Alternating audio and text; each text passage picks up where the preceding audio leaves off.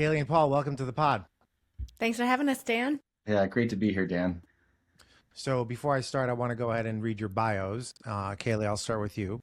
Kaley is an expert in small group dynamics and leadership development who has facilitated retreats and trainings worldwide since 2004. That's almost over 20 years. Yeah. She helps executives and their teams strengthen communication, resolve conflict, and foster trust so they can achieve shared objectives.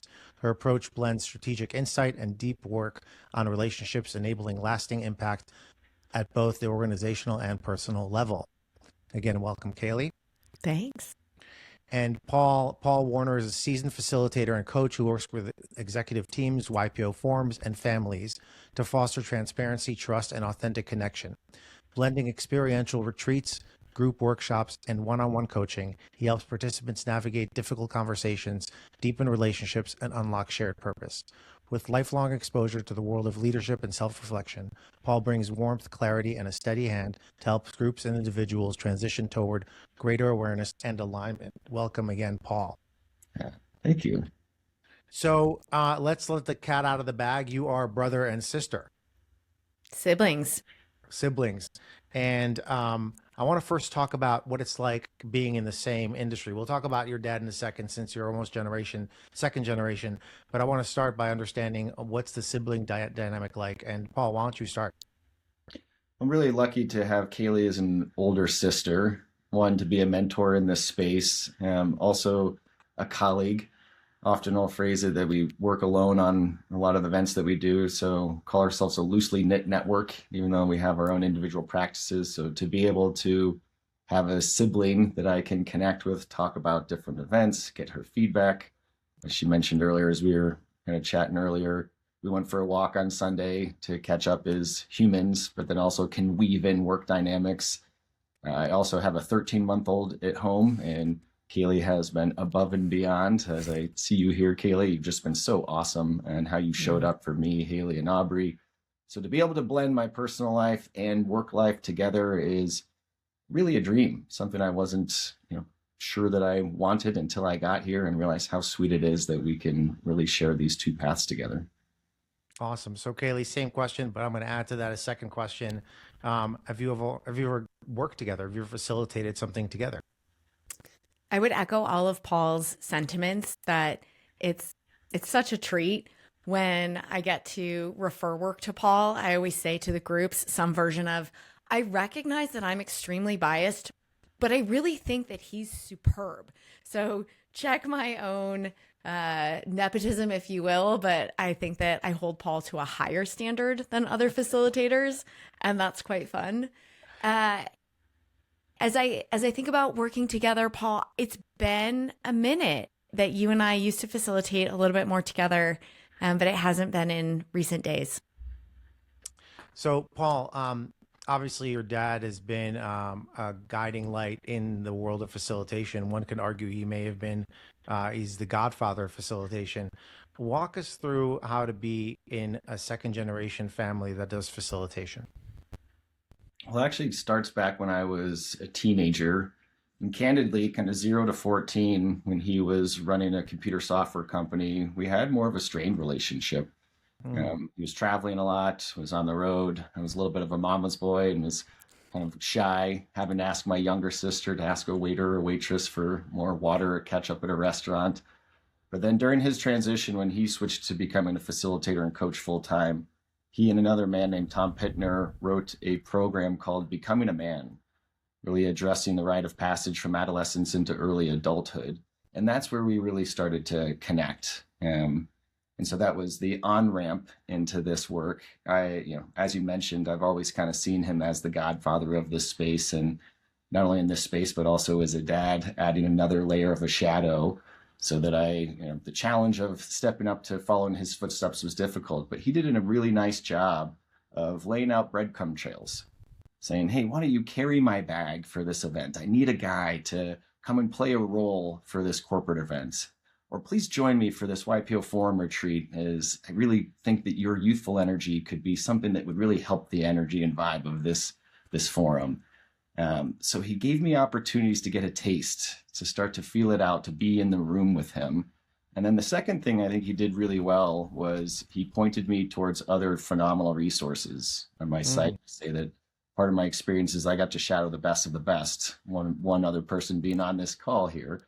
So I got to ride with Kaley, I got to ride with Mark Trebus, I got to ride with Vince Cosaro, and that helped me identify or realize that I could have my own unique voice and did not need to be Jim Warner in this space. So that was really how my path kind of got interwoven with Jim and others, where I was able to find my space, my voice, my place in this type of work, and have the courage and confidence to go all in. So just to double click on that, when you say your voice, how do you show up at facilitated events? It's a good question. And I think that it's just being fully authentically myself. And so one of the things I think I can do well with groups is that quickly create a space where I blend in with the group. If there's 8 people, it's almost like I'm quickly the 9th member. So when finding my voice is just being authentically me, showing up, being real, sharing part of my story. Awesome. And Kaley, going back to your dad, what are some things that he has designed that you've built on? And walk us through specifically, what are some tools that he has developed that you currently employ? As I go back to the very beginning, I was thinking about Paul's story, and my on-ramp to being a facilitator was my dad and I did 9 days in a row facilitating YPO forum retreats in India. And day one, he was clearly the lead and I was clearly the co-facilitator. I would say I was almost in a Vanna White role where I would provide whatever materials or handouts. And by day 9, I remember walking into the room and he looked at me and said, "Go." And it was empowering. It was terrifying. And yet after doing so many reps so close together, I really felt like I could and did. And I think that he might have started the retreat. And at this point in time, I was in my early 20s. At that point in time, YPO was very highly male. So it's a 20-year-old young woman in a room with 40-something-year-old male professionals. Yeah. And he essentially said, you will listen to her for the first 15 minutes. And if you don't like what's happening, then we'll switch. And the rest of the day was mine. So it was definitely trial by fire, but also very fun. I think that some of the tools that I still build on, I don't know that it was originally his. I think it was actually Vince Cosaro who said anything that we claim as our own or copyright in some ways must come with an asterisk of, was this downloaded from the universe or who else named this before I did? I think that the way he outlined the issue clearing model is extremely useful, not only in forum environments, but also on executive teams. And also, my husband and I wrote a book called The 80-80 Marriage and tweaked it where now it's reveal and request in a couple, but that format of having a guide for being able to have difficult, challenging, potentially contentious conversations go really well. That's a tool that I use over and over again. So, Paul, you obviously got into the game later, just given your age. What advice do you have for people who want to also facilitate and start their own career in this field? My counsel would be to create your own small groups, see your own coaches, start doing your own work. I think I got really lucky when I was in the university. I was in college my sophomore year. My dad was down for a forum retreat, and me and a buddy of mine were at the Fontainebleau Hotel sitting by the pool, and he was saying, what are you doing here again, Jim? This is your job? And he explained the concept of forum to us, and my buddy Adam Silberstein said, well, can you do that for us? So as 20-year-olds, we did a 3-day retreat, 8 of us creating a YPO forum-like small group. And for 15 years, we were active and we followed the models to the T. We met monthly. And to me, that's where I got the confidence and experience to feel that I could start doing this work professionally. So I'd say start doing your own work, find your own small group. I also got a mentor one time said there's 2 types of fees in this space, free and then quite expensive for bigger engagements. So I also did a lot of pro bono work to sharpen the blade, to get experience. So I'd say start doing your own work, find a small group, find a coach on your own, and see if there's outlets where you can start serving other people to find your niche, get your confidence. And you do some family work as well. Tell us a little bit about that and what that means. Family forum, corporates, they all have issues to clear. They all have their own shit they bring into the meeting. Families are the same way. So what does family work facilitation look like? Sure. And there's one line I heard that was quite funny. It says, when you've worked with one family, you've worked with one family. They're all uniquely different. This comes back to my story is that when I first got into the business as well, again, talking about my dad, we did a kind of 2-year program called Empowering the Rising Generation, where he was the elder, I was the young adult. We got to do role plays, talk about the issue clearing model, how we show up, engage, and listen to each other.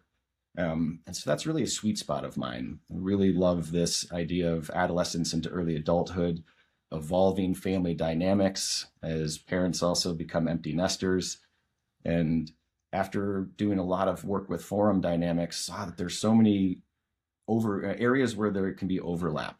And so similarly, we'll do virtual trainings, but the sweet spot is a multi-day offsite where we can get together, unpack some of the lingering issues that may be around from our youth, learn some tools, models, have some guideposts for how we engage, how we communicate, play with real live dynamics, but then also look into the windshield. What's the path forward?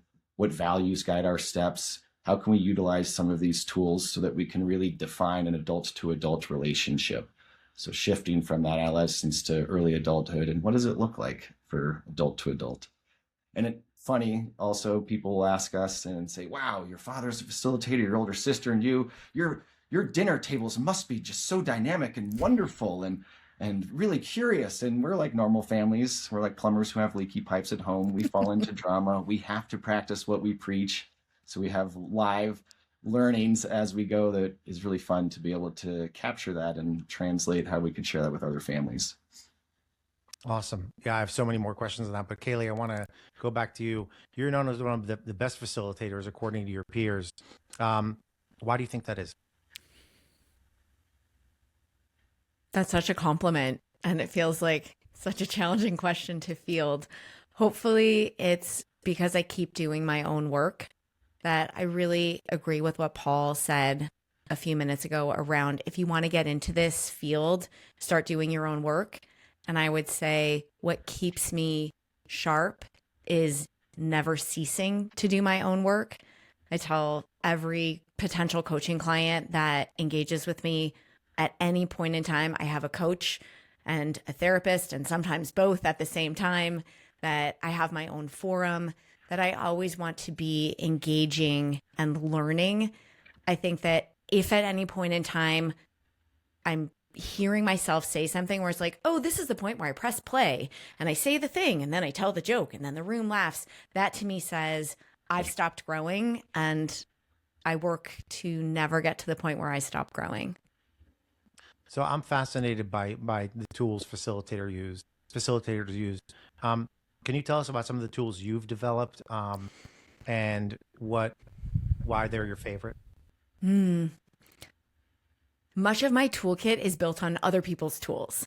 Sure. So I love above and below the line, which I don't even know where that came from. Brene Brown is now talking about it in her work, which is quite fun. I love the drama triangle. Same thing where who was the original? I think it was Cartman. I find some of these tools really, really powerful and continuing to iterate with them and on them. I am a huge fan of the Enneagram, a personality system. Which I think you're certified in. I am certified from the Enneagram Institute. What I love about the Enneagram, I think that every personality system has something to contribute to the conversation. And what I love about the Enneagram is it's the tool that for me gave me why. What's the motivation behind this behavior versus some other tools which were like, hey, Kaley, you're super extroverted. Good luck with that. That I really appreciated that the Enneagram came with coaching tools around how to spend more time at my best rather than just being limited to, great, now you fit into a box, thanks so much. Some of the tools that I have really worked to develop are the mental models around where coaching and where leadership overlap. That for me, there's a Venn diagram, and this shows up in particular in corporate spaces where there is expertise that people have developed over years of having a career. And there are coaching tools around reflective listening and good questions and leading from a step behind, and finding that intersection so that it ceases to be an either or. Either you're a leader or you're a coach. How can you really embody that space? That's a whole set of work that my colleague Sue Heilbronner and I have placed our attention on, and actually created a whole coaching certification for what we call leader coaches. Amazing. And for those who are interested in those tools, they can Google them and learn a little more. Definitely. Paul, same question to you, and then I'd like to talk about mentorship. Sure thing. And I'm just laughing quickly also about the Enneagram. Kaley is such an ace. And I can remember when I was a teenager, when she was going through her certification, like pounding my fists on the table, being like, I don't know what you guys are talking about with these different numbers and these different wings and all the support. But I found that to be so helpful also. I think one area that I've really focused on and evolved a little bit is it's simple concepts, but the art of reflective listening. And my father coined a phrase called plexiglass. Sorry, computer froze. Plexiglass, with metaphor of having a barrier between you and someone else, so that anytime someone's sharing, especially if it's about you, instead of hitting you in the emotional button, reacting emotionally, you can observe those comments objectively, seeking to understand. So empathy, as Stephen Covey would say, the fifth level of listening, seems easy conceptually, but really difficult when you're in the moment, when real stuff is happening. So I've played with and evolved the kind of the script of reflective listening, the challenges and the different environments of how to implement that, and I've worked hard to make that a muscle that's really strong in the different environments that I'm playing in. And like Kaley said, almost everything else in my toolkit is someone else's stuff that I've evolved and played with. And we challenge ourselves on a yearly basis in our kind of facilitator camps on how we can continue to push the envelope for new ideas, different exercises that we can bring in. Earlier, we were mentioning life walks and how powerful those can be, and how we can continue to evolve those with themes, walking forwards, walking backwards. Might be confusing if you've never experienced that, but some of the just playing with the toolkit that we have. Facilitator camp, Kaley, what the hell is that, and how does someone get into that? Well, first you have to sing a song and do an audition. I'm teasing. Essentially, it's just a gathering of facilitators where everyone is bringing something that they're curious about, an idea that they have, testing out an exercise where sometimes it's fun to have a paid engagement be the guinea pigs, but it's usually more skillful to have folks who will help you refine an activity be the first people that you test it on. Paul, do you want to talk about the lab? Is that like a thing? Is that like is it an annual event? Listeners who are trying to get in the space or in the space, can they just contact you and get in? What is it, a real thing? Paul, why don't you take this? It's definitely a real thing, and it's evolving to the place where, yes, we would be open to having others who are getting involved in the space or are curious to come and play with us. It started about 30 years ago. My father and some friends created a ski facilitator camp, if you will. They called it a boondoggle. The definition of a boondoggle is something that gives off the appearance of something meaningful and important, but in all actuality is a giant waste of time. Couldn't be more opposite, however. So for 30 years, we'd get together around the Super Bowl weekend in February. Skiing was kind of the main draw for everyone. And yes, we would go out and ski for the day. We'd have the pounders who were going hard on the double blacks, the quarter pounders who were working their way up on the blues and blacks, and then the elite super cruisers. But we'd all play and ski during the day. But coming in, we'd do prep work. We'd have a big spreadsheet. We'd identify themes and topics that we'd want to explore and unpack. And then after skiing, we'd come back to the complex where we'd have multiple units rented. And then we'd break out into subgroups, cook a meal together, but then for several hours would go through different exercises. And like Kaley said, an opportunity to play with some of the great tools that we have, but then also the challenge to us is to bring new stuff to that audience. Over the years, that entire group became super fluent in the different processes. So we had a lot of leeway to try new things and color outside the lines. And so for 30 years, we ran the ski boondoggle, which we closed a few years ago. And just because it kind of run its course, my mother had said that we wanted to retire as Peyton Manning, going out on top versus trying to seek additional more rings, go out when it was time. We gave it a year or two to breathe, and now I'm doing my first new boondoggle this March with a smaller group as a kind of new case study, getting it off the ground again. But the idea is that in years forward, we'll open it up to people who are interested. Well, I'd love to host you and bring you all here to Boise and experience the retreat facility I've been building. I want to talk about the role of mentorship for facilitation. It sounds like it's an important role. Kaley, how does someone find a mentor, and what's that process, and what role have mentors played for you currently, not in the past? How does somebody find a mentor?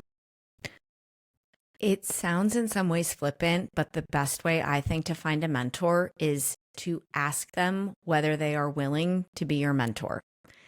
And then I think I have been asked to mentor people, and I have current mentors.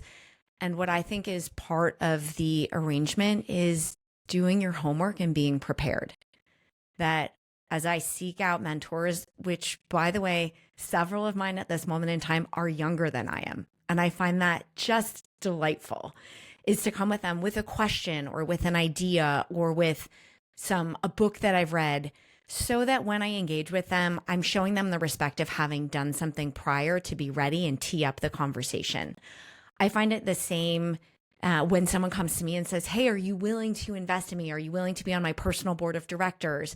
And if they have something where I have some lived experience or I have some expertise and they come with something compelling, I find it absolutely enlivening. And it's at a certain point, I would say mutual, that I'm not sure who's mentoring who at the end of the day. So I want to switch gears to business development, and I'd like for you both to talk about it. Obviously, facilitation is not the easiest career because, as I often say, those who can't do teach. Paul, for you, how do you do business development other than word of mouth, or is that the sole way that you find new clients? Primarily, it's word of mouth for me. And to your point, Dan, if I'm doing my job well, I should be working myself out of a job. But also in that same note, what I really enjoy is the journey with. So at certain times with clients, we may be diving in deep for a period of time, 6 months, a year, and then we might take a little bit of a break and lean on me as needed over the course of the next couple of years. And then sure enough, we've had opportunities where a new challenge or a new situation arises where we re-engage. So found that it's a little bit of an edge where I'm not trying to sell or pitch my services, but once we get into that type of space where we're sharing and going through some of the dynamics that people are facing in their lives, there often is overlap within their families, their companies, their small groups, and find that there's really nice opportunities to have ongoing work from the different environments that we're playing in. So Kaley, I want you to rewind 20 years, and how did you do business development? I started my career receiving referrals from other facilitators who were too busy. And I think that one of the best ways to build a business is to do excellent work and let the folks who have referred to you know that you've done excellent work.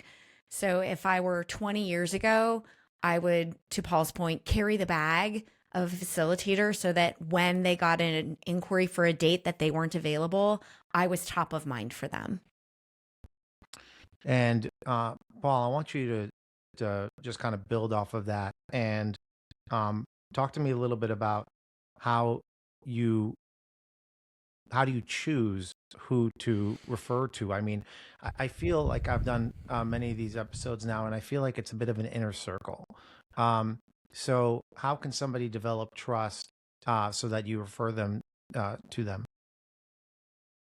Good question. And the carry the bag or shadowing tends to be the way to get the most confidence, or doing an event together where we're all participants, where we can see someone else in the space. So the inner circle community tends to be because we've all played together in different environments. I've seen Kaley in a variety of different spaces. Also, I mean, she's the ace, so I could put her in any room. But everyone else that I refer to, we've participated ourselves in an event, or we've co-facilitated something together. They've been a shadow of mine, so we've been able to see them in that environment. Because referring is difficult. You want to make sure that they're doing a great job, and your name could be on the line. And so that's what I would suggest: is share some space together where we can see you in the environment. I would add to that. I agree with Please. everything you're saying, Paul, that having an expertise that makes it easy for me to know who to refer to you is an added benefit. That there is a new facilitator who I just met. His name is Steve Messler, who is an ex-Olympian. And he is crystal clear on his value proposition around if you aren't training the basics, sleep, diet, etc., you can't be the elite leader that you want to be. And so when I get inquiries for folks who are like, hey, my life is a mess. I looked at my Fitbit data. I haven't had deep sleep for greater than 15 minutes in a year. That's a clear fit, in the same way that somebody who says, hey, I'm going into more of a chief of staff or COO role. There's a facilitator who has been a chief of staff, and she's one of my first calls. So I think being really clear on how you're differentiated from others gives people a way to refer to you. When I think about Paul as another, for instance, anytime there's an intergenerational family dynamic, or there's a younger person who's ascending into leadership and striving to claim their voice, Paul is my person. Anytime there's conflict, like between co-founders, that's a great place where I think to myself, Paul is really an expert here. So having that space where you play brilliantly, I think makes it easier for others to refer to you and have you win the work because it is such a good fit. So oftentimes when we talk about facilitation, we talk about the soft stuff. Let's move to the hardware, if you will. How do you implement strategic objectives with all the Enneagrams and above the line and below the line and the empathy? How do you move into strategy and actually get things done? I would say that you can't do the quote unquote hard stuff without the interpersonal dynamics and the alignment of the humans being the foundation. And so I want to do the work in the correct sequencing, because we can all align around, okay, this is going to be and then choose your model. These are our OKRs, or these are our KPIs, or this is our V2 mom. And we all nod at each other in the room. And then we go off to our silos and we complain about each other. We won't actually get there. And so getting the issues cleared, making sure that there is candor in the room, ensuring that there's 100% responsibility. Do we have clean agreements? With those foundations, then we can put things on that piece of paper where we come back every quarter and check in. Did we do what we said we were going to do? So do facilitators do that? Are they sitting in the strategy, day 2, day 3? It depends on the engagement. For myself, I typically work a blend. And what that means to me is the initial work is that of context, which is, how are we doing our work? Are we curious? Are we claiming responsibility? Are we practicing candor? And then the what of the work, which is, what are the agreements, or what's the marketing plan, or how are we shifting where we operate in? Are we going after enterprise companies versus small business or startups? I will often stay for the strategic conversation with my eye on how are we having those conversations. And so that to me is where, if we go back to the beginning, that's that overlap between, I actually care, how do you make money? And are you going to this quarter? And I care deeply about, how are you having those conversations so that the goals that you select in order to achieve your corporate objectives align? Got it. Well, we're almost out of time. I want to ask you both my last question, which is, and I'll start with Paul. Is there anything I should have asked that I haven't? Probably should have asked Kaley about her upcoming book, Busy Love. Okay. I've been getting tons of feedback on walks, just from my own relational dynamics. Um, that, not to plug the book, but which I just did. But Okay. in a general sense, it's an area where Kaley and her husband Nate Klemp have just been awesome. The 80/80 marriage that she mentioned, and I've gotten sneak peeks and snippets of some of the things that they're playing with upcoming. Um, Other than that, I think that we've honored our father, Jim Warner, plenty here as the Master Yoda of the Jedi Knight Force that he's created of facilitators out there. So you hit that one nail on the head. I think Busy Love would be the area that I would play in and to learn a little bit more about. And the last thing that you were sharing there too, Kaley, I think, is that what you call the coach in the room? Is that a phrase that you put together? I love how you put that together of helping for that multi-day event. So maybe coach in the room and Busy Love would be areas I'd nudge you towards, Dan. So Kaley, since Paul changed the question, I'll ask you, what should I have asked Paul about that I haven't asked about? One of the areas where I see Paul shine is you do the work and you engage in recreation or fun, or Paul does, what do you call it? It's like the King's Dinner or the Sovereign Dinner. The King's Feast at the end. Yes. But there's something like, ask Paul about the King's Feast. Ask about how you blend celebration and play with the work so that it isn't, we just did a slog, but rather everyone leaves feeling a different level of vibrancy and connection. Great. So this has been an awesome conversation. I thank you both for your time, and I look forward to seeing you at a facilitator camp. I hope so. Can't wait. Yeah. Love what you're doing. I just invited myself. Yeah. The best way to do it. That's right. That's right. Synergy. Okay. Well, collaboration. Well, thanks again for being here. And this was a great conversation. So fun. You bet. Thank you.